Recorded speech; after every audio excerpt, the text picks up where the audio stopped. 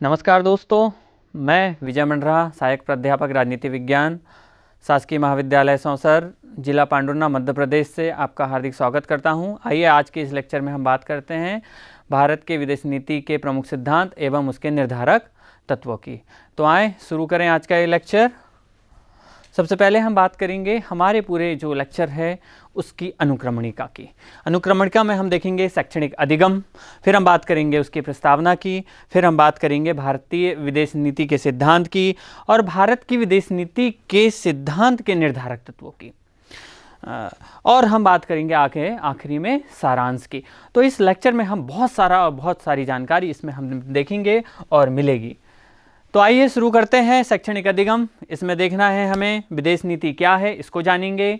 फिर उसमें हम बात करेंगे प्रमुख रूप से गुट निरपेक्षता, जो कि विदेश नीति के प्रमुख तत्वों में एक है। फिर हम बात करेंगे विदेश नीति के सिद्धांतों को समझेंगे और फिर हम विदेश नीति के तत्वों को जानेंगे और उन तत्वों को जो विदेश नीति को निर्धारित करते हैं उसको भी समझने की हम कोशिश करेंगे। तो आइए शुरू करते हैं आज का यह लेक्चर। लेक्चर में हम प्रमुख रूप से हम जान लेते हैं कि विदेश नीति क्या है। विदेश नीति एक ऐसी नीति है जो कि किसी भी देश के द्वारा अन्य देशों के साथ जो संबंध स्थापित होते हैं उसको बनाए गए नियमों कानूनों को हम विदेश नीति कह सकते हैं। तो आइए विदेश नीति क्या है, सबसे पहले हम बात कर लेते हैं हार्टमैन के अनुसार। हार्टमैन ने कहा है विदेश नीति जानबूझकर चयन किए गए राष्ट्रीय हितों का एक क्रमबद्ध वक्तव्य है। अर्थात वह कहना चाह रहे हैं कि कोई भी विदेश नीति या किसी भी देश द्वारा जब तय की जाती है तो वह कैसी होती है, सोच समझकर बोले जाने वाले वक्तव्य की विदेश नीति होती है। और इससे हमें पता लगता है कि प्रत्येक देश अपने राष्ट्रीय हितों के अनुसार, अपने देश के हितों के अनुसार क्या करते हैं, विदेश नीति का निर्धारण करते हैं। दूसरी परिभाषा हम देखते हैं फेलिक्स ग्रास के अनुसार। हम देखते हैं कि अपने क्रियात्मक रूप में विदेश नीति एक सरकार के प्रति, एक देश द्वारा दूसरे देश के प्रति अथवा एक सरकार द्वारा एक अंतर्राष्ट्रीय समुदाय के प्रति अपनाई गई विशेष प्रक्रिया है या क्रिया पद्धति है, इसको हम कह सकते हैं। मतलब कोई भी एक देश की सरकार जो कि क्या करती है, दूसरे देश के प्रति कोई नीति का निर्माण करती है, या एक सरकार अंतर्राष्ट्रीय समुदाय या अंतर्राष्ट्रीय देशों में किसी भी प्रकार की नीति का निर्धारण करती है, तो वह क्या कहलाती है, विदेश नीति कहलाती है। दोस्तों आइए आगे हम देखते हैं। आइए हम एक जो हमारे पूरे लेक्चर में एक जो विदेश नीति का मूल जो तत्व है गुट निरपेक्षता, इसको हम जानने की कोशिश करते हैं। गुट निरपेक्षता क्या है, इसको जानना यहाँ जरूरी है क्योंकि ये पारिभाषिक शब्द है और इसका हमें विदेश नीति हमारी जो निर्धारित की गई है उस पर बहुत सारा इस पर क्या लिया गया है, गुट निरपेक्षता से हमने उसके गुण को लिया है। हम यूँ कह सकते हैं कि भारत की विदेश नीति गुट निरपेक्षता पर आधारित है। तो गुट निरपेक्षता क्या है, जैसे कि यहाँ पर लिखा है, गुट निरपेक्षा किसी भी गुट में शामिल नहीं होना। अब गुट का यहाँ पर आशय आपको मैं बताना चाहूँगा दोस्तों। द्वितीय विश्व युद्ध के पश्चात, जब द्वितीय विश्व युद्ध हुआ, कब, 1939 से 1945 तक, तो 1945 के बाद हम देखते हैं जैसे ही क्या है, मित्र राष्ट्रों की विजय हो जाती है और फिर उसके बाद क्या होता है, पूरा विश्व दो गुटों में बढ़ जाता है। दो गुट कौन कौन से, एक पूंजीवादी गुट और दूसरा साम्यवादी गुट। अब ये देखते हैं हम यहां पर पूंजीवादी गुट का नेतृत्व कौन कर रहा था, अमेरिका कर रहा था, और साम्यवादी गुट का नेतृत्व कौन कर रहा था, सोवियत संघ कर रहा था। अब सोवियत संघ जो है दोस्तों, जो सोवियत संघ है वह 1991 में भी गठित हुआ और जिसका नेतृत्व कौन सा देश कर रहा था, रूस कर रहा था। तो जो 1991 से पहले सोवियत संघ को किस नाम से जानते हैं हम, रूस को सोवियत संघ के नाम से जानते हैं। तो गुट निरपेक्षता, जब भारत आजाद हुआ, भारत जब स्वतंत्र हुआ, भारत कब स्वतंत्र हुआ दोस्तों, 15 अगस्त 1947। द्वितीय विश्व युद्ध कब खत्म हुआ, 1945 को। तो जब भारत आजाद हुआ तो सबसे बड़ी चुनौती भारत के सामने यहां थी कि भारत किस गुट में जाए। चूंकि हम भौगोलिक दृष्टि से बात करें तो हम एशियाई देशों में क्या करते हैं, एशिया महाद्वीप में आते हैं। तो अब हमारा नवोदित राष्ट्र मतलब नव उदित हुआ है। अब इसके बाद हम देखते हैं कि हमारे सामने सबसे बड़ी चुनौती थी हमारी आर्थिक नीति, हमारा विदेश नीति, हमारा सर्वांगीण विकास। इस रूप में हम देखते हैं कि पूरा विश्व दो गुट में बट रहा था। एशिया अफ्रीका के देश देखते हैं कि वो कोई पूंजीवादी गुट में जा रहा था, कोई साम्यवादी गुट में जा रहा था, यूरोपियन कंट्रीज कई पूंजीवादी गुट में मूव कर रही थी। तो इस तरीके से हमारे समक्ष सबसे बड़ी चुनौती थी। तो उस चुनौती को दूर करने के लिए हमारे भारत के प्रथम प्रधानमंत्री एवं प्रथम विदेश मंत्री पंडित जवाहरलाल नेहरू ने इस शब्द को गढ़ा कि हम क्या करेंगे, हम किसी भी देश में या किसी भी गुट में शामिल नहीं होंगे और अपनी एक नीति बनाएंगे जिसको उन्होंने नाम दिया गुट निरपेक्षता की नीति।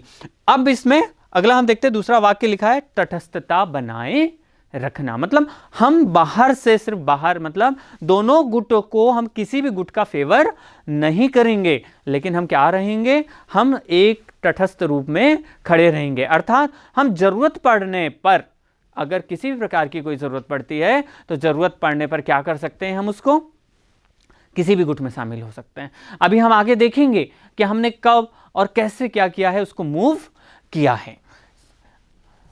अगले हम देखते हैं विदेश नीति का सिद्धांत। ये सबसे महत्वपूर्ण चीज है दोस्तों। सबसे पहले है गुट निरपेक्षता का सिद्धांत। जैसे अभी मैंने बात की कि गुट निरपेक्षता कब आया, हम देखते हैं कि जैसे भारत नवोदित हुआ तो इंडोनेशिया के राष्ट्रपति थे, है ना, और फिर हम चेकोस्लोवाकिया जिसमें कि सुकर्णो है, मार्शल टीटो है, पंडित जवाहरलाल नेहरू हैं, इनके नाम आते हैं। तो ये जो थे वो गुट निरपेक्ष आंदोलन, इन्होंने नीति तो बनाई लेकिन कैसे बनाई, एक आंदोलन के रूप में बनाई। तो सबसे पहले कौन से सिद्धांत आ गया, गुट निरपेक्षता का सिद्धांत। और जब यह सिद्धांत हम देखते हैं तो क्या हुआ कि इसकी नींव जो है भारत, इंडोनेशिया, चेकोस्लोवाकिया, है ना, या युगोस्लोवाकिया हम कह सकते हैं, इसके आधार पर रखी गई। तो सबसे पहले गुट निरपेक्षता का प्रारंभ हम देखते हैं कि 1955 के बांडुंग सम्मेलन से होता है। 1955 का जो बांडुंग सम्मेलन था वहां पर गुट निरपेक्ष आंदोलन की नींव रखी गई और 1961 के बेलग्रेड सम्मेलन में गुट निरपेक्ष आंदोलन पूर्ण रूप से प्रभावी हो गया। सबसे पहली चुनौती यहां पर गुट निरपेक्ष आंदोलन की क्या थी कि ऐसे कौन से देश हैं जिनको गुट निरपेक्ष में शामिल किया जाए। तो कैसे शामिल किया जाए, तो बहुत सारी चीजें यहां पर आई कि हम किन देशों को शामिल करेंगे, कैसे शामिल करेंगे, बहुत सारी चीजें थी। तो सबसे पहले ये कहा गया कि ऐसे देश जो किसी भी गुट में शामिल ना हो। दूसरा प्रमुख कि ऐसे देश जो आर्थिक रूप से किसी देश की पद्धति ना अपनाए, सैनिक रूप से किसी सैन्य संगठन में ना हो, ऐसे देशों को गुट निरपेक्षता आंदोलन या गुट निरपेक्ष जो हमारी नीति उसमें शामिल किया जाएगा। तो भारत इसका अग्रणी देशों में रहा है। तो ये क्या हुआ है हमारा पहला सिद्धांत क्या है, गुट निरपेक्षता का सिद्धांत। फिर हम बात करेंगे पंचशील व शांतिपूर्ण सह अस्तित्व का सिद्धांत।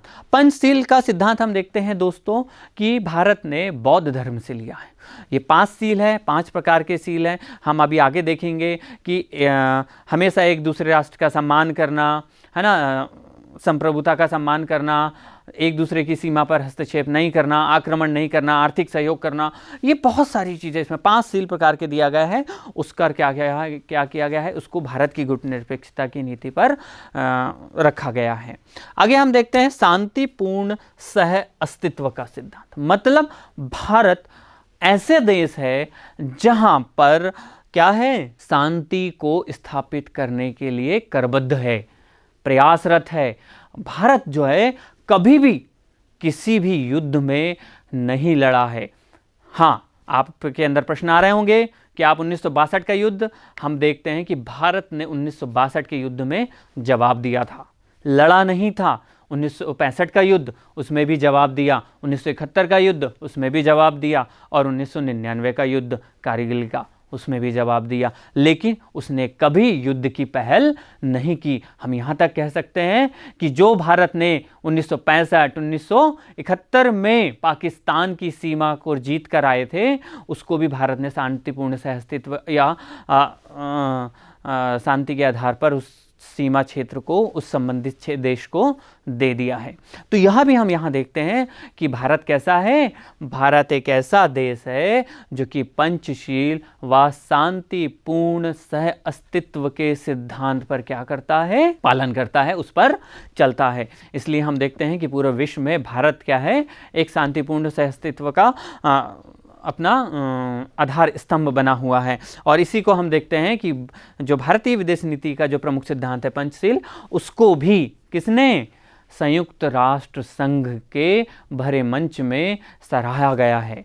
उसको कहा गया है कि भारत के पंचशील सिद्धांत पूरे विश्व के सिद्धांतों का क्या बन सकता है, आधार बना है और है। इसके बाद हम देखते हैं उपनिवेशवाद तथा रंगभेद की नीति के विरोध का सिद्धांत। हम देखते हैं उपनिवेशवाद। उपनिवेशवाद क्या है, इसको हमें जानना होगा।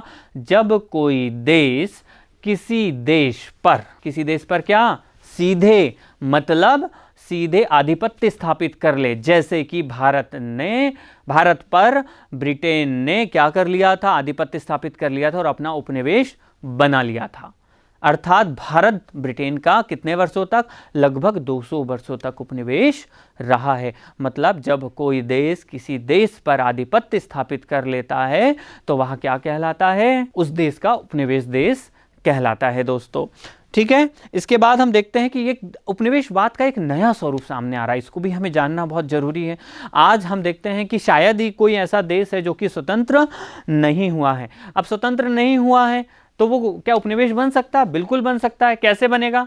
हम देखते हैं कि उपनिवेशवाद का एक नया स्वरूप आया है, नव उपनिवेशवाद, जिसमें हम आर्थिक उपनिवेशवाद को देख रहे हैं कि कोई विकसित देश, बड़े देश क्या कर रहे हैं आजकल वो आर्थिक सहायता के नाम पर इतना कर्ज दूसरे देशों को दे देते हैं कि वह क्या हो जा रहा है, वो अपने देश की नीति उस देश के आधार पर बन जाती है। इसको ही क्या कहा जाता है, नव उपनिवेशवाद कहा जाता है। यह जो है ये बहुत ही हानिकारक वर्तमान में देखने को मिल रहा है। जैसे उदाहरण के लिए हम बात कर लेते हैं पाकिस्तान। आप देखिए कि पाकिस्तान को अमेरिका ने इतना कर्ज दे दिया कि उसकी सारी नीतियां वो कैसे हो रही है, अमेरिका के अकॉर्डिंग बन रही है। श्रीलंका, हम देखते हैं कि अभी हाल ही में आपने देखा कि श्रीलंका क्या है, पूरी तरीके से चीन के कब्जे में, क्योंकि चीन ने इतना कर्जा उसको दे दिया कि वहां की महंगाई दर बढ़ गई। और महंगाई दर बढ़ गई तो हमें हाल ही में देखा होगा आपने कि वहां की जनता ने विद्रोह कर दिया, है ना, वहां के राष्ट्रपति को भागना पड़ा। तो ये सारी चीजें जो घटनाक्रम है वो किस वजह से होता है, उपनिवेश की वजह से होता है। ठीक है, फिर उसके बाद हम देखते हैं रंगभेद। रंगभेद हम देखते हैं कि रंगभेद की जो नीति है वह पुरानी तो है, लेकिन अभी वर्तमान में इसका जो स्वरूप बदल गया भारत की, हम देखते हैं कि जातिवाद में बदल गया है। आप देखो कि जातिवाद के आधार पर भारत में कितनी असमानताएं बढ़ रही हैं, है ना। तो जातिवाद कैसा, अभी हम देखते हैं कि जो भारत में है 4 प्रकार के वर्ण हुआ करते थे, है ना, ब्राह्मण, क्षत्रिय, वैश्य और शूद्र। लेकिन अब भारत भी इस नीति को क्या करता है, विरोध करता है। इसका उल्लेख क्या है, भारत के नीति निर्देशक तत्वों पर उन्होंने दिया है। और इस जातिवाद का विरोध करने के लिए हमारे भारतीय संविधान में मौलिक अधिकार के तहत यह कहा गया है कि अनुच्छेद 15 यह कहता है कि भारत का प्रत्येक नागरिक और प्रत्येक संस्था किसी भी व्यक्ति को किसी भी रंग, जात, भाषा, वेशभूषा के आधार पर क्या नहीं कर सकती, भेदभाव नहीं कर सकती। तो ये हमारे लिए विशेष है। तो ये हम इसका भी विरोध कौन कर रहा है, भारत कर रहा है। तो ये भी हम सिद्धांत को हम इसमें भारत इस पे अडिग रूप में इसका पालन कर रहा है, इसको हमें देखना चाहिए। फिर अगली हम बात करते हैं विश्व शांति का सिद्धांत। विश्व शांति, आप देख रहे हो वर्तमान में रूस और यूक्रेन का युद्ध चल रहा है। हम देखते हैं इजराइल और गाजा का युद्ध चल रहा है।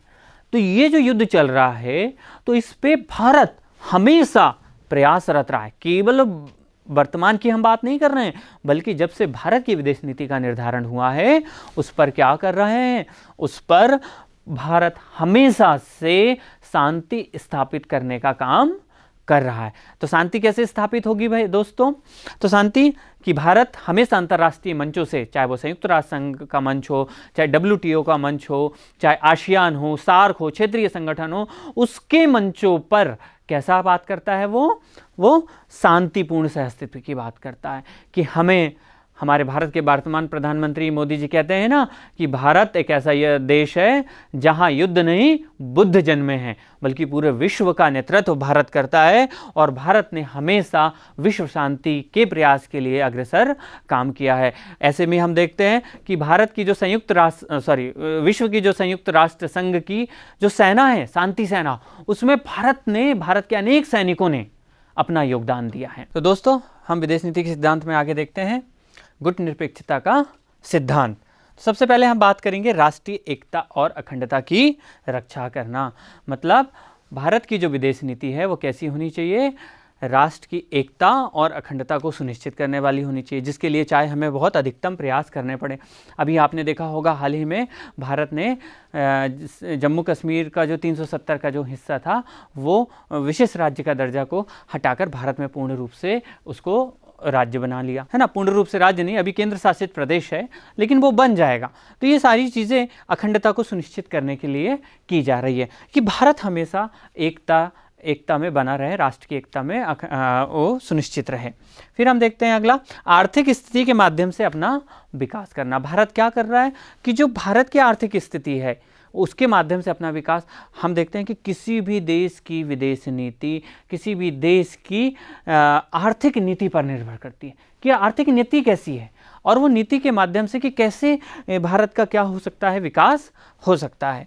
तो हम देखते हैं कि वर्तमान में हमारी जो सरकार है, मोदी जी की सरकार, हम देखते हैं कि उसमें भारत ने पूरे विश्व में जो जीडीपी ग्रोथ में है हम 5वें स्थान पर पहुंच गए हैं। तो इस तरीके से हमारी नीति जो परिवर्तित हो रही है वो समय समय पर संशोधन होकर हमारे देश के विकास में काम कर रही है। इसके माध्यम से भी हम क्या कर रहे हैं, हमारे देश का अपना विकास कर रहे हैं। फिर संघर्ष कम करके शांति स्थापित करना। हम देखते हैं कि पूरा विश्व जो है वो क्या है, संघर्ष में लगा हुआ है।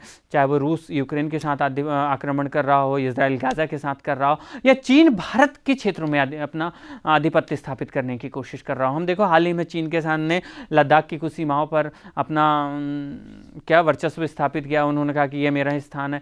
फिर हम देखते हैं कि अरुणाचल प्रदेश की कई सीमाओं में उन्होंने अपने इंटरफेयर किया। तो ये सारी चीज़ें जो है वो संघर्ष की लगी हुई है। लेकिन भारत क्या है, इन सब के बावजूद भी हमेशा अंतर्राष्ट्रीय मंचों से, चाहे वो संयुक्त राष्ट्र संघ का मंच हो, WTO हो, विश्व व्यापार संगठन का मंच हो, चाहे वो क्षेत्रीय संगठन हो, आसियान हो, सार्क हो, उसके माध्यम से क्या कर रहा है, वो शांति स्थापित करने के लिए हमेशा संदेश भेज रहा है। फिर अगला हम देखते हैं कि दोनों गुटों से मदद प्राप्त करना।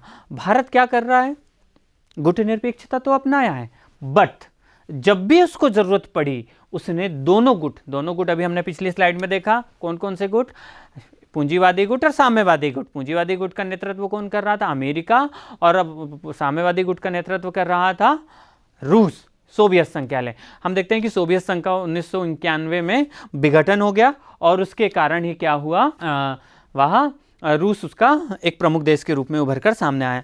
तो जैसे ही हमने देखा कि 1962 में जब चीन ने भारत पर आक्रमण किया था तो हमारे पास, हम गुटनिरपेक्षता की नीति को फॉलो तो कर रहे थे, बट हमें लग रहा था कि हम हार जाएंगे क्योंकि चीन हमसे ज़्यादा विकसित हो चुका था। फिर हमने क्या किया, हमारा झुकाव अमेरिका की तरफ बढ़ा क्योंकि रूस जो था वो कहाँ, चीन का सहयोग कर रहा था। तो इस तरीके से हमने अमेरिका की ओर जंप किया। फिर हम देखते हैं कि 1971 में जब पाकिस्तान का सपोर्ट अमेरिका करने लगा तो हमने तुरंत, वर्तमान जो प्रधानमंत्री थी श्रीमती इंदिरा गांधी ने क्या किया, रूस की तरफ मूव करके और उधर से हमने सहायता प्राप्त की। तो इस तरीके से हम देखते हैं कि दोनों गुटों से हम मदद ले रहे हैं। हम चाहे वो आर्थिक नीति के आधार पर हो, चाहे वो सैनिक शक्ति के आधार पर हो, चाहे वो सांस्कृतिक हो, चाहे वो अन्य चीज़ों के आधार पर हो, हमें ज़रूरत पड़ने पर हम क्या कर रहे हैं, दोनों देशों से आर्थिक मदद या जो भी मदद प्राप्त कर रही हो हम ले रहे हैं। फिर इसके बाद हम देखते हैं कि पंचशील व शांतिपूर्ण सहअस्तित्व का सिद्धांत। आगे हम देखते हैं कि एक दूसरे की संप्रभुता व अखंडता के प्रति सम्मान करना। हम देखते हैं पंचशील है ना, पहला जो सिद्धांत है उसका क्या है, एक दूसरे की संप्रभुता व अखंडता के प्रति सम्मान करना। तो सबसे पहले भारत ने पड़ोसी राष्ट्रों के साथ, पड़ोसी देशों के साथ क्या किया है, हमेशा से उसके दूसरे देशों की संप्रभुता का सम्मान किया है। और सम्मान करने के साथ साथ हमने किसी भी देश की सीमा पर अपना आधिपत्य स्थापित नहीं किया है जैसे चीन करता है। ठीक है, अब अगला हम देखते हैं एक दूसरे के आंतरिक मामलों में हस्तक्षेप नहीं करना।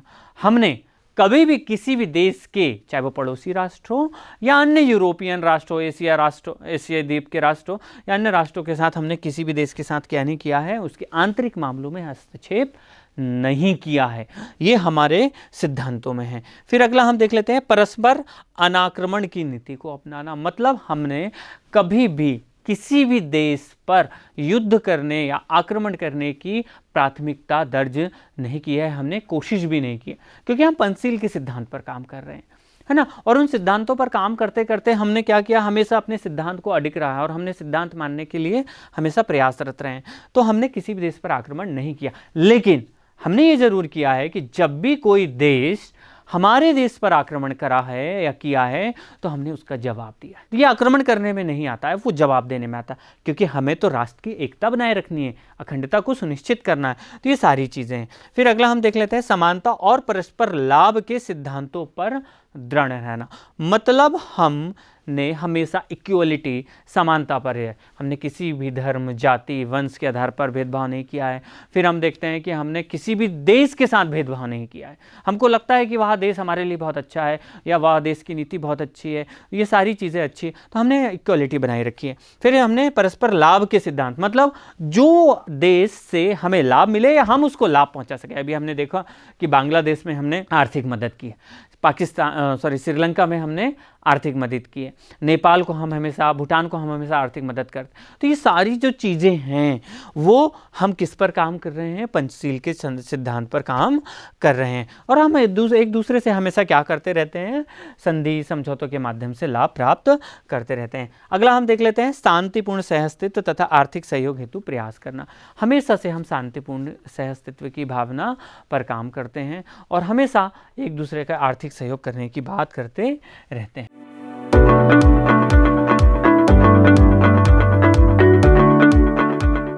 तो हम आगे देखते हैं विदेश नीति के सिद्धांत में। अगला जो हमारा सिद्धांत है वह है आदर्शवाद बनाम यथार्थवाद का सिद्धांत। यही दोस्तों, मैं अभी आपसे बात कर रहा था कि भारत जो है वो आदर्शवाद के साथ साथ कभी परिवर्तन स्वरूप हो जाता है। जैसे हम बात करेंगे कि प्रारंभ में जब भारत की विदेश नीति प्रारंभ हुई थी या भारत जब नवोदित राष्ट्र हुआ था, तो हम बिल्कुल स्ट्रिक्ट थे कि हम किसी भी देश के साथ क्या नहीं करेंगे, किसी भी देश के गुट में शामिल नहीं होंगे, या हमने बिल्कुल कहा था कि हम क्या नहीं करेंगे कि हम अपनी अनसंलग्नता की नीति या आक्रमण नहीं करेंगे, या मतलब बहुत सारी चीज़ें हमने उस समय सोच के रखी थी कि आदर्शात्मक। पंडित जवाहरलाल नेहरू जो हमारे देश के प्रथम विदेश मंत्री थे, उन्होंने भी आदर्शात्मक का चित्रण किया। और शायद यही कारण है कि 1962 में चीन ने भारत पर आक्रमण कर दिया। इसलिए हम देखते हैं कि जैसे ही जब भारत में आक्रमण कर दिया तो हमने आदर्शवाद को छोड़ दिया कि भारत की विदेश नीति इस तरीके की होगी, गुट निरपेक्ष होगी।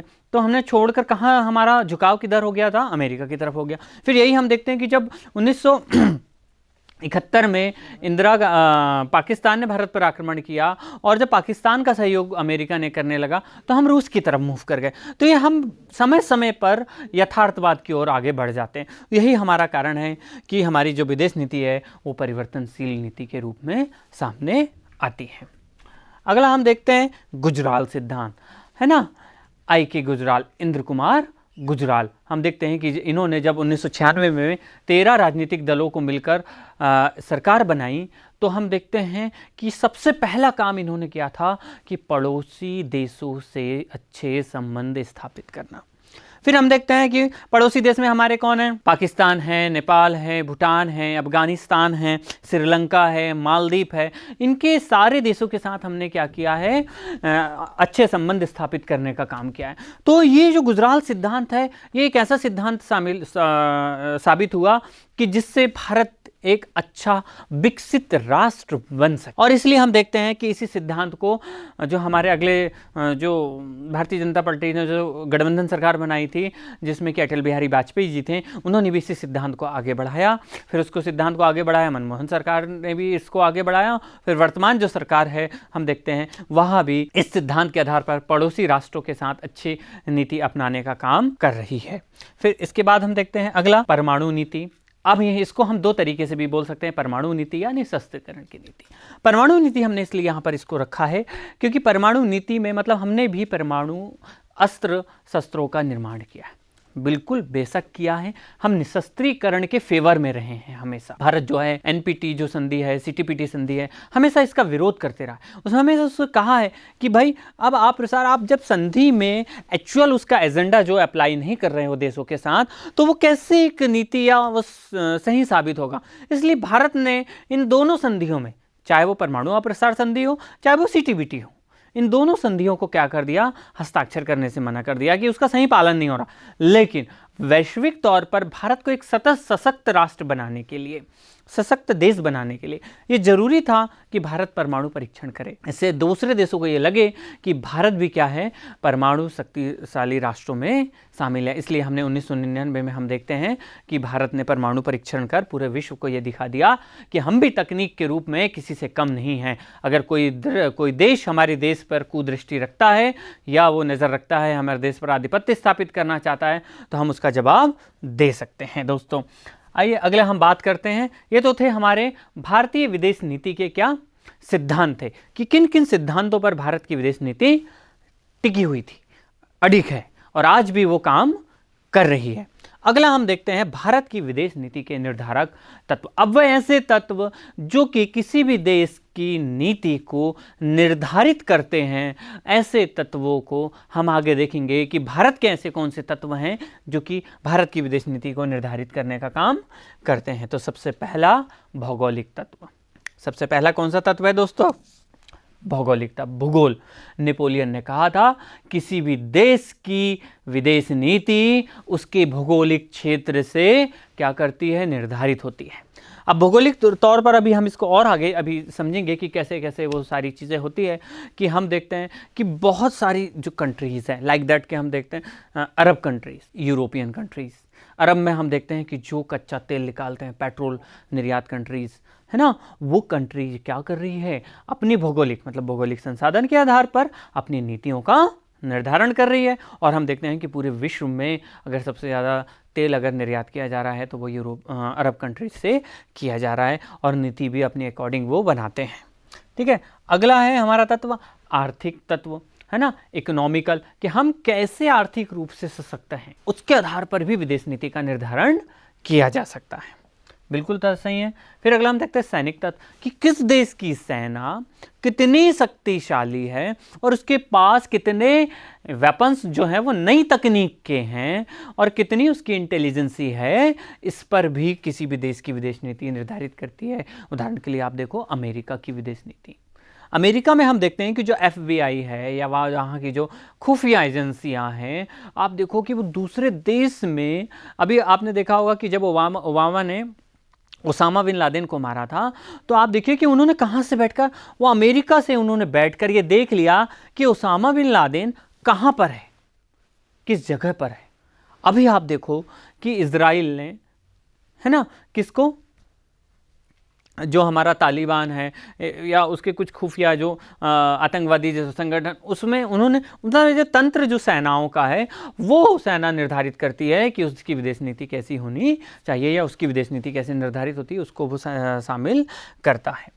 अगला हम देखते हैं कि ऐतिहासिक, राजनीतिक एवं सांस्कृतिक तत्व।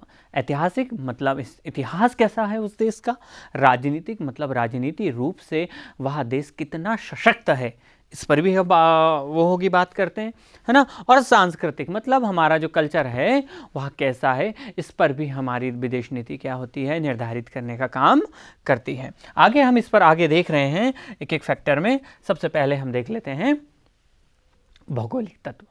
सबसे पहले हम बात करते हैं भौगोलिक तत्व में, हम देखते हैं भूगोल, है ना। सबसे पहले हिमालय की सीमाएं, भारत की हम बात करते हैं कि भारत का भौगोलिक तत्व कैसा है, क्योंकि भारत की विदेश नीति के निर्धारक तत्वों की बात कर रहे हैं दोस्तों हम यहाँ पर। तो सबसे पहले हम देखेंगे कि भारत की सीमाएं। अब देखो कि उत्तर भारत में आप जाओ तो पूरा हिमालय पर्वत श्रृंखला जो है वो श्रेणी बनी हुई है। वो श्रेणी हमारे लिए एक कवच का काम करती है। जब भी कोई विदेशी, हम देखते हैं कि चीन हमारे उत्तर में चीन है ना, फिर हम देखते हैं कि अफगानिस्तान है और पाकिस्तान का कुछ हिस्सा हम हिमालय पर्वत श्रेणी से लगा हुआ। तो ये सीमा जो है पहाड़ी सीमा, ये हमारे देश की विदेश नीति को संरक्षित करने का काम करती है। फिर हम देखते हैं भारत की स्थिति, मतलब भारत किस द्वीप में स्थित है या भारत कैसा है कि उसकी संरचना कैसी है, इस पर भी हम देख लेते हैं। हम देखते हैं कि भारत जो है पूरा दक्षिण का हिस्सा वो हिंद महासागर से लगा हुआ, तो इसको भी हम देख लेते हैं, है ना। अगला जो पॉइंट हमारा हिंद महासागर की सीमाएं, तो हमारी जो हिंद महासागर की सीमाएं हैं वह पूर्ण रूप से कैसी हैं, पानी में है, तो पानी से लगी हुई, तो ये सारा जो हिस्सा है वहाँ पर हमारे समक्ष ये चुनौती, क्योंकि पहाड़ी में भी एक चुनौती, अगर कोई बाह्य देश हमारे पर आक्रमण, जैसे उदाहरण के लिए हम देखते हैं कि 1962 में जब चीन ने आक्रमण किया तो वो कहाँ से किया था, हिमालय के पर्वत श्रृंखला से किया। उस समय हमारे पास हमारी सेनाएं विकसित नहीं थी और पूरे सैनिक ऊपर से नीचे देख सकते थे। अब देखो पहाड़ों में जब आप जाओगे तो आप देखेंगे कि ऊपर वाला व्यक्ति नीचे वाले क्या घटनाएं हो रही वो देख सकता है, और इस कारण 1962 में हमको क्या करना पड़ा, अमेरिका से का सहारा लेना पड़ा। फिर हम देखते हैं कि हिंद महासागर, हम देखते हैं कि भारत की जो तीनों दक्षिण से जो सीमाएं हैं वो तीनों महासागर से क्या है, जुड़ी हुई हैं, है ना। हिंद महासागर है, चाहे बंगाल की खाड़ी में आप देख लो, तो यहाँ पर भी अब पानी में भी हमारी सेनाएं हैं, नेवी, हमने पनडुब्बी स्थापित किया है तीनों तरफ कि हमारी देश की सीमा जो है वो सुरक्षित रह सके। कोई भी बाह्य देश हमारी पानी, चाहे वो जल सीमा हो चाहे थल सीमा हो, किसी भी प्रकार से उस पर वो क्या ना करे, वो अपना आधिपत्य स्थापित न करे। इसलिए हमने हमारी सेना, चाहे वो जल सेना हो, थल सेना हो, वायु सेना हो, इसको हमने सुरक्षित रखने का काम किया है। और यही ये एक स्थिति है भारत की कि हम भौगोलिक रूप से बहुत सुदृढ़ भी है और चुनौतियां भी हैं, और जिसको हमने सामना करते करते आज हम भारत एक विश्व में एक विकसित देश के रूप में उभर कर सामने आ रहा है। फिर हम देखते हैं दूसरा हमारा एलिमेंट्स जो है, वो तत्व जो है वो है आर्थिक तत्व। आर्थिक तत्व में हम देखते हैं आर्थिक विकास। हम देखते हैं कि शुरुआत में जब भारत स्वतंत्र हुआ था तो बहुत सारी चीज़ें हमारे साथ क्या हो रही थी, घट रही थी। हमारे सामने बहुत सारी बड़ी चुनौती थी कि हमारे पास भुखमरी थी, हमारे पास पैसा नहीं था, हमारा कोई इकोनॉमिकल विजडम नहीं था। तो हम देखते हैं कि डॉक्टर बाबा साहब अम्बेडकर द्वारा जो आरबीआई की स्थापना हुई उसके माध्यम से भारत ने क्या है विकसित किया। अब आर्थिक नीतियों में हम देखते हैं कि बहुत सारी चीज़ों का बदलाव आया और धीरे धीरे हम श्रीमती इंदिरा गांधी जी के देखते हैं। श्रीमती इंदिरा गांधी ने जब बैंकों का राष्ट्रीयकरण किया और पूरी जो शासकीय कोयला खदानें हैं उनका राष्ट्रीयकरण किया तो भारत आर्थिक रूप से सशक्त बनने लगा। अर्थात भारत क्या हो रहा था, अब आगे बढ़ रहा था, है ना, और अपने एजेंडे को रख रहा था, जिसमें हम देखते हैं कि सबसे भारत का आर्थिक विकास करने का काम किसने किया है सबसे ज़्यादा, अगर हम यूं कह लें डॉक्टर मनमोहन सिंह ने किया। आप देखो जब वो आरबीआई के गवर्नर रहे, जब वो भारत के प्रधानमंत्री बने, तब उन्होंने भारत के आर्थिक विकास पर बहुत ज़्यादा पुरजोर कोशिश की और बहुत काम किया। वर्तमान में हम देखते हैं कि मोदी सरकार भी है, आप देख रहे हैं कि इतनी जीडीपी बढ़ चुकी है कि हम पूरे विश्व में 5वें पायदान पर पहुंच गए। मतलब हमारी जो आर्थिक विकास की नीति भी है वो हमारे देश की विदेश नीति को निर्धारित करती है। तो ये दोस्तों अगला ये होना चाहिए किसी भी देश के आर्थिक विकास की नीति। अगला है जनसंख्या।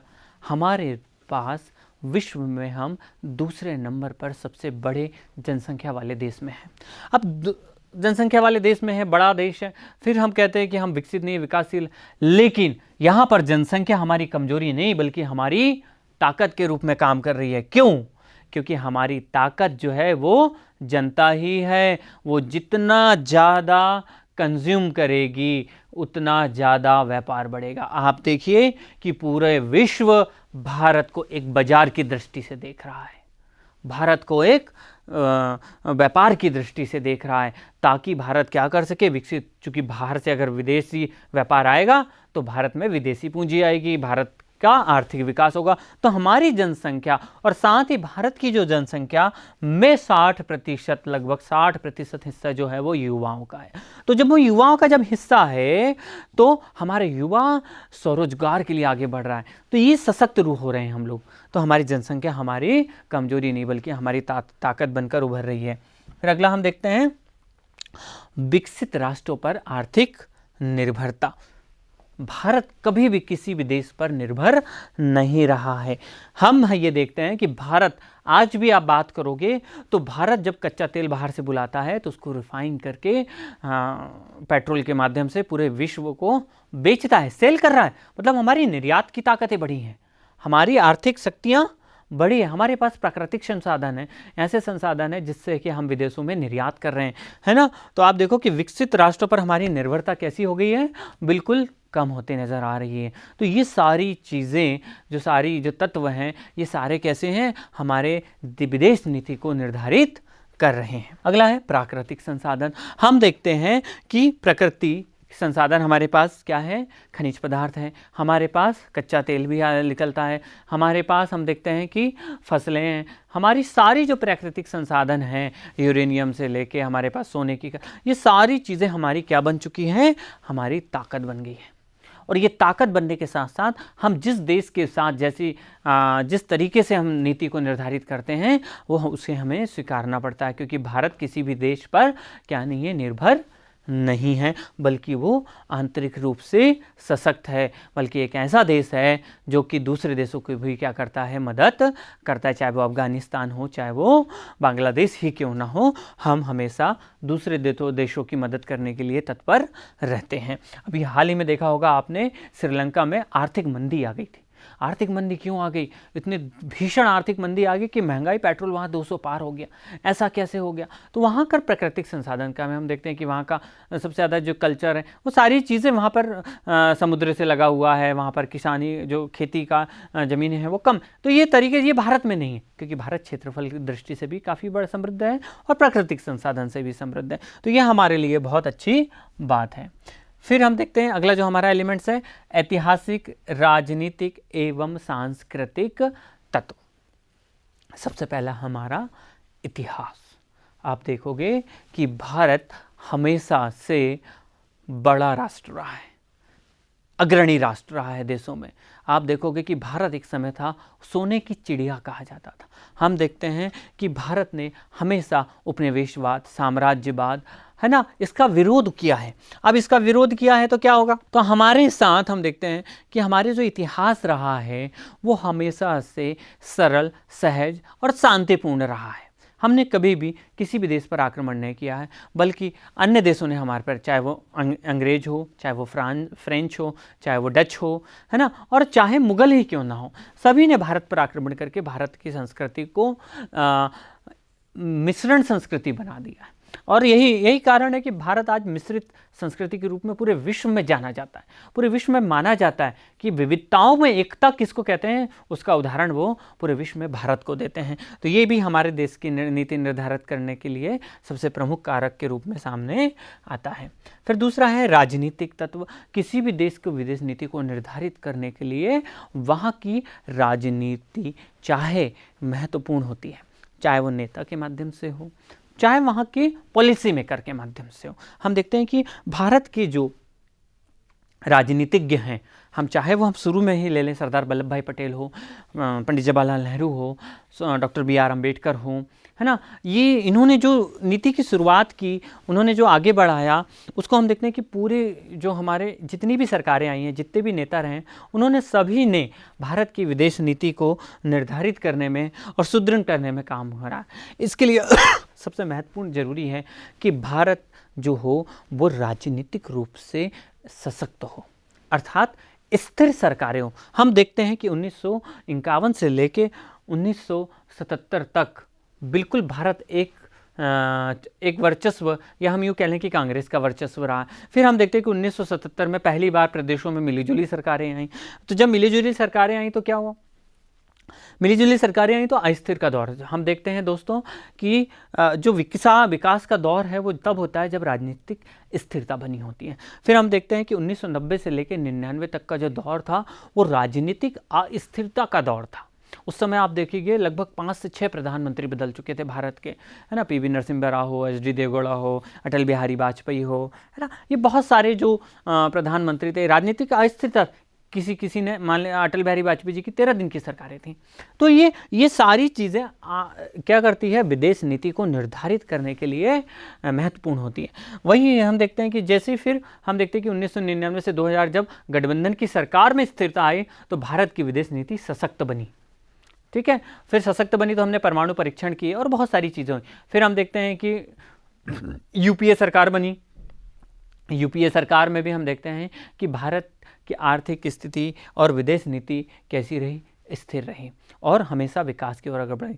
और हम देखते हैं कि 2014 से वर्तमान तक, है ना, भारतीय जनता पार्टी की एनडीए सरकार भी स्थिर होकर पूरे भारत के विकास में काम कर रही है। तो ये सबसे महत्वपूर्ण कारक है किसी भी देश की विदेश नीति को निर्धारित करने का, राजनीतिक कारण। वहीं देख लें हम हमारे पड़ोस में बांग्लादेश को देख लें हम कि वहाँ पर अस्थिरता का दौर है, वहाँ विकास नहीं हो पा रहा है, लोग वहाँ भुखमरी से मर रहे हैं, है ना। तो ये सारी चीज़ें हमें फेस करने को मिलती हैं। तो यही हमारा महत्वपूर्ण है। फिर अगला है सांस्कृतिक, कल्चरल, है ना। सांस्कृतिक कारक भी किसी देश की विदेश नीति को निर्धारित करती है। हम देख लेते हैं भारत में बहुत सारे कल्चर, यहाँ पर कहा जाता है कि हर 7 कोस में पानी बदल जाता है ना, और बहुत सारी चीज़ें, भाषाएं बदल जाती है, बहुत सारी चीज़ें, और बिल्कुल सत्य बात है क्योंकि भारत विविधताओं का देश है और विविधता में भारत में एकता पाई जाती है। तो सांस्कृतिक तत्व है, लेकिन हम आसियान, सार्क जैसे छोटे छोटे संगठनों के माध्यम से क्या कर रहे हैं, हमारे सांस्कृतिक कल्चर को आगे बढ़ाने का काम कर रहे हैं। अभी देखो कि वर्तमान में भारतीय जो संस्कृति है उसको ज्ञान के रूप में, भारतीय ज्ञान परंपरा और किताबों में क्या किया जा रहा है, अंकित किया जा रहा है, ताकि आने वाली पीढ़ी भारतीय सांस्कृतिक धरोहर को समझ सके और उसके माध्यम से अपनी नीतियों को निर्धारित कर सके। हम देखते हैं दोस्तों भारत की विदेश नीति के निर्धारक तत्वों में अगला हम देख लेते हैं। सबसे पहले आ जाता है, उसके बाद जो आता है वो है वैचारिक तत्व। वैचारिक तत्व अर्थात कि किसी भी विचारधारा में विदेश नीति कैसे निर्धारित होती है। उदाहरण के लिए जब हम बात करते हैं, जब पूरा विश्व 2 गुटों में बटा हुआ था, तो हम देखते हैं कि एक विचारधारा कौन सी थी, पूंजीवादी, और दूसरी विचारधारा साम्यवादी। साम्यवादी जो थी वो रूस की थी। हम देखते हैं कि हमने किसी भी विचारधारा का नहीं अपनाया। अब नहीं अपनाया तो हमारी अपनी विचारधारा, जब शीत युद्ध हुआ, नव शैथिल्य आया, तो हमने अपनी विचारधारा को अपनाया, जिसमें कि हम देखते हैं कि पंडित जवाहरलाल नेहरू की जो विचारधारा थी वो कौन सी थी, लोकतांत्रिक समाजवाद की विचारधारा थी। हम समाजवाद के रूप में एक साथ आगे बढ़ने चाहते थे, लोकतंत्र होना चाहते, तो और वो हम हुए और हम सफल भी रहे उसमें। और हमने क्या किया, हमेशा लोकतांत्रिक समाजवाद के रास्ते भारत को विकसित करने का काम किया। तो किसी भी देश की विदेश नीति में एक महत्वपूर्ण कारक भी हुए वैचारिक क्या हो सकता है, तत्व हो सकता है। फिर अगला हम देख लेते हैं चमत्कारिक व्यक्तित्व। किसी भी देश की विदेश नीति को निर्धारित करने का सबसे महत्वपूर्ण काम है कि उस देश का व्यक्तित्व। अब व्यक्तित्व मतलब ऐसा नहीं कि कोई भी व्यक्ति आके वो कर दे। जब कोई देश का नेता, प्रधानमंत्री, चाहे मंत्री क्या करते हैं, जब वो अपने कुछ व्यक्तित्व से कोई निर्णय लेते हैं और वो विदेश नीति में कारक सिद्ध होता है, तो वो चमत्कारिक व्यक्तित्व कहलाता है। जैसे उदाहरण के लिए हम बात करते हैं पंडित जवाहरलाल नेहरू की दूरगामी दृष्टिकोण। हम देखते हैं भाखड़ा नंगल डैम उन्होंने उस समय बनाया और आज देखो वो आज वर्तमान तक विद्यमान है। फिर हम देखते हैं उनकी परमाणु जो तकनीक है उसको विकसित करने की जो सोच थी वो आज तक है। हम देखते हैं कि बाबा साहब अम्बेडकर की समाजवाद की सोच, जातिवाद विरोध की सोच, तो वो आज तक विद्यमान है ना। तो ऐसे व्यक्तित्व के माध्यम से विदेश नीति का निर्धारण होता है। तो ये कैसे होता है, ये व्यक्तित्व से होता है। इंदिरा गांधी का हम देख लेते हैं। इंदिरा गांधी को आयरन लेडी ऑफ इंडिया कहा जाता था, भारतीय आयरन लेडी कहा जाता था। क्यों कहा जाता था कि वो जब अपने निर्णय लेती थी, आप देखो कि 1971 में जब पाकिस्तान ने भारत पर आक्रमण कर दिया था तो हमारे पास संभलने के लिए समय नहीं था, तो तुरंत उन्होंने निर्णय लेकर रूस गई और रूस से 20 वर्षीय शांति समझौता और सुरक्षा समझौता किया। और हम देखते हैं कि जैसे ही रूस भारत पर आया, रूस का सहयोग भारत ने किया, भारत का सहयोग रूस ने किया, तो हम देखते हैं कि उस युद्ध में पाकिस्तान को पीछे हटना पड़ा। तो ये व्यक्तित्व है। हम देखते हैं कि भाई परमाणु परीक्षण संधि हम देख लेते हैं कि जब 1999 में अटल बिहारी वाजपेयी जी ने परमाणु परीक्षण किया, इतने गोपनीय तरीके से किया कि पूरे विश्व को इसको खबर नहीं थी, है ना। तो इस तरीके से हम देखते हैं कि हमारे कुछ ऐसे व्यक्तित्व रहे हैं जो कि विदेश नीति को निर्धारित। मनमोहन सरकार जी का देख लीजिए कि मनमोहन सिंह ने उन्होंने अपनी व्यक्तित्व से पूरी आर्थिक नीति को रखा। आज देखिए वर्तमान में हमारे जो प्रधानमंत्री है माननीय नरेंद्र मोदी जी, उनका व्यक्तित्व आप देखिए कि पूरे विश्व में उनका क्या है, पूरी पूछ है। आप देखिए अमेरिका से लेके रूस तक आज हमारे वर्तमान प्रधानमंत्री के करीबी बने हुए हैं। तो ये व्यक्तित्व से भी भारत की विदेश नीति क्या होती है, निर्धारित होने का काम करती है। अगला हम देख लेते हैं आंतरिक या घरेलू राजनीति। ठीक है। अब घरेलू राजनीति भी किसी भी देश की विदेश नीति को क्या करती है, निर्धारित करने का काम करती है। कैसे कि भाई भारत की विदेश नीति अगर करनी है तो सबसे पहले हमारा जो विदेश मंत्री होगा वो आंतरिक रूप से डिसीजन लेने में सक्षम होगा ना, तभी तो विदेशों के साथ हम अच्छे संधि समझौते कर सकते हैं। अगर हम कोई संधि समझौते करते हैं तो वो पूरे भारत में भी लागू होने चाहिए। तो ये सारी चीज़ें एक आंतरिक, एक स्थायी राजनीति की ओर इंगित करती है कि अगर आप अच्छी राजनीति और वो होता है तो ये सारी चीज़ें क्या करना पड़ता है हमें, विदेश नीति में उसकी झलक देखने को मिलती है कि हमारी इंटरनल पॉलिटिक्स कितनी मजबूत है, आंतरिक राजनीति कितनी मजबूत है, यह हमें विश्व में दिखा। हम भले ही आंतरिक रूप से हमारे विचार में अलग हो सकते हैं, मतभेद हो सकते हैं, एक राजनीतिक दल दूसरे राजनीतिक दलों पर क्या कर सकते हैं, आक्षेप लगा सकते हैं, लेकिन जब हम अंतर्राष्ट्रीय स्तर पर बात करते हैं तो हम हमेशा वैश्विक जो शक्तियां हैं उसको क्या करते हैं, हम सुदृढ़ राजनीति की झलक दिखलाते हैं। इसका उदाहरण आप देख लीजिए, चाहे जिस समय हम देखते हैं कि राजीव गांधी की सरकार थी तो अटल बिहारी वाजपेयी जी को, वो विपक्ष के नेता थे और उस समय उनको संयुक्त राष्ट्र संघ भेजा गया। ठीक है, तो इस तरीके से अनेक उदाहरण हमें देखने को मिलते हैं जिससे कि क्या हो सकता है, भारत की विदेश नीति निर्धारित हो सकती है। फिर हम देखते हैं अंतर्राष्ट्रीय परिवेश, इंटरनेशनल। भाई अंतर्राष्ट्रीय परिवेश में माहौल कैसा है, वहाँ युद्ध की स्थिति है या शांति प्रिय माहौल है, उसके आधार पर भी हमारे देश की विदेश नीति निर्धारित की जाती है। अभी देखिए रूस और यूक्रेन का युद्ध चल रहा है, इजराइल और गाज़ा का युद्ध चल रहा है। इस दोनों युद्धों में हम देख रहे हैं कि असंख्य जो है वेपन्स यूज़ किए जा रहे हैं। जब वो वेपन्स यूज़ हो रहे हैं, युद्ध हो रहा है, और हम देखते हैं कि पूरे विश्व में तेल की कीमतें बढ़ गई, लेकिन भारत ने क्या किया, कीमतों को नहीं बढ़ाया, वो आयात करके उन देशों को तेल बेच रहा। तो इस तरीके से हमारी जो नीति होती है वो अंतर्राष्ट्रीय परिवेश को ध्यान में रखकर भी बनाई जाती। जब ये ध्यान में रखकर बनाई जाएगी तो क्या होगा, पूरे विश्व के साथ विकसित हो सकते हैं। हमारा एक विज़न तय होता है और यही विज़न हमारे देश की विदेश नीति को क्या करता है, निर्धारित करता है।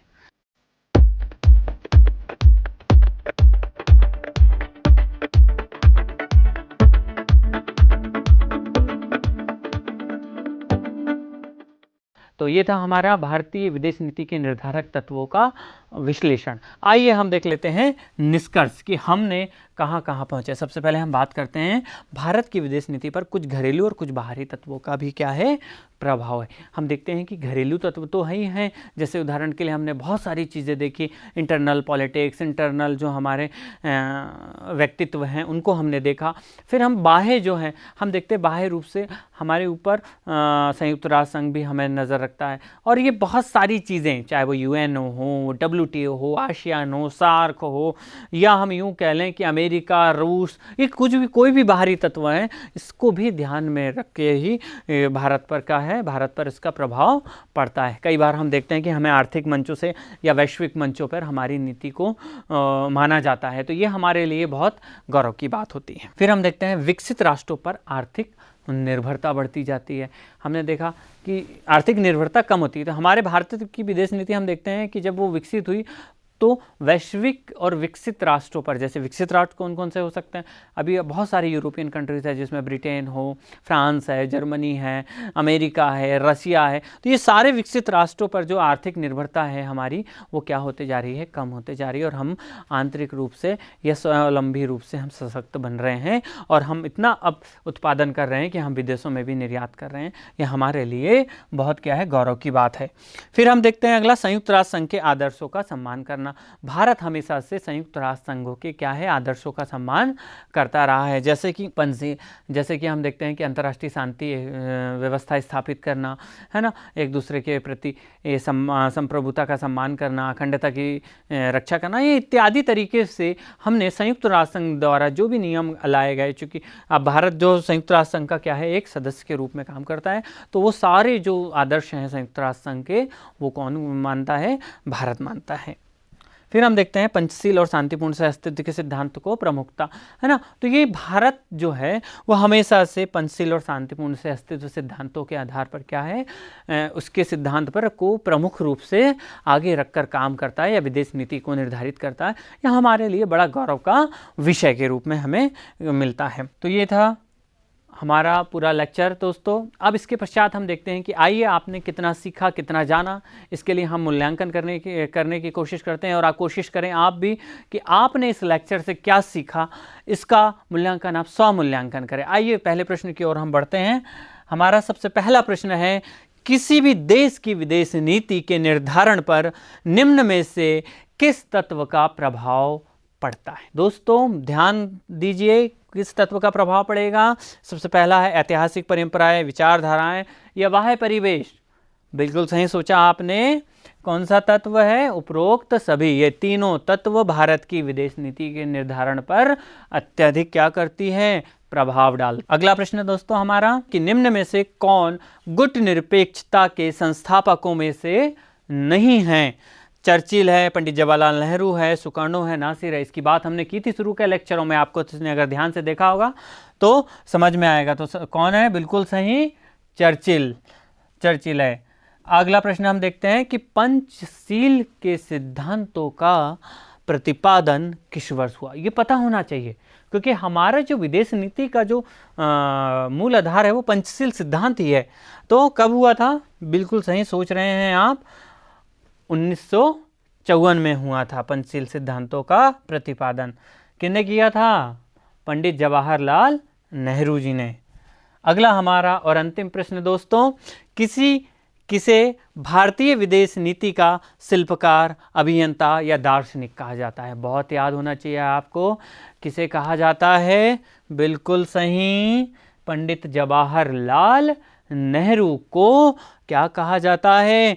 भारतीय विदेश नीति का शिल्पकार कहा जाता है। इसलिए मैंने प्रारंभ में ही बताया था आपको कि भारत की विदेश नीति के जो प्रथम विदेश मंत्री थे वो कौन थे? पंडित जवाहरलाल नेहरू। और उनकी दूरदृष्टिकोण से ये आज भारत पूरे विश्व में अपनी एक अलग छाप बनाया हुआ है।